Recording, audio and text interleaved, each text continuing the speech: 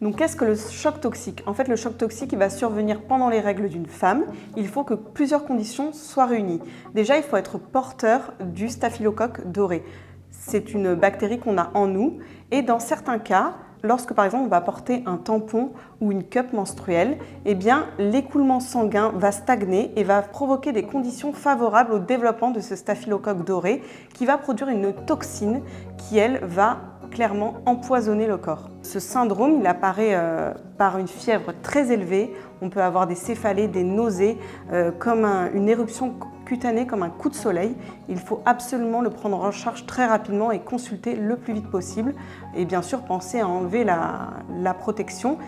En général, elle survient lorsque la protection utilisée, que ce soit un tampon ou une cup menstruelle, ou dans des cas plus rares, des serviettes hygiéniques, est restée trop longtemps en position.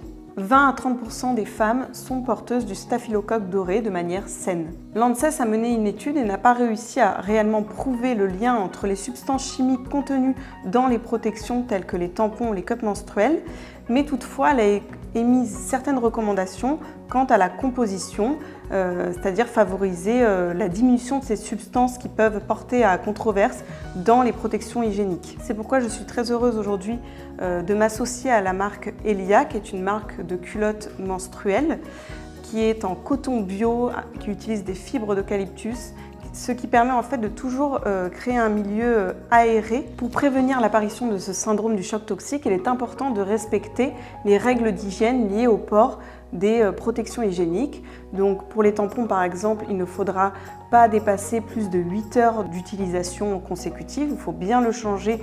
Moi je vous recommande en tant que pharmacien même de le changer toutes les 4 à 6 heures. Et surtout de ne pas en porter la nuit, puisque en général quand on dort minimum 8 heures. Mais les serviettes hygiéniques doivent également être changées régulièrement puisqu'elles peuvent créer un effet de serre et du coup favoriser le développement de bactéries, pas forcément le choc toxique, mais d'autres infections comme les infections urinaires ou les mycoses. L'intérêt d'une culotte menstruelle, c'est qu'il va y avoir un écoulement du sang et donc pas de conditions favorables au développement de ce syndrome du choc toxique. Toutefois, je suis heureuse de collaborer avec Elia puisque on veut transmettre vraiment un message important qui est de dire que même une culotte menstruelle doit être lavée toutes les 12 heures maximum. On la prélave avec de l'eau claire, puis on la met dans le reste du linge à 30 ou 40 degrés en machine. Ça, c'est très important de la changer également tous les jours et de ne pas cumuler l'utilisation d'une culotte menstruelle sur plusieurs jours, puisque le sang qui stagne dans la culotte peut aussi être responsable d'infections. Cette vidéo est maintenant terminée.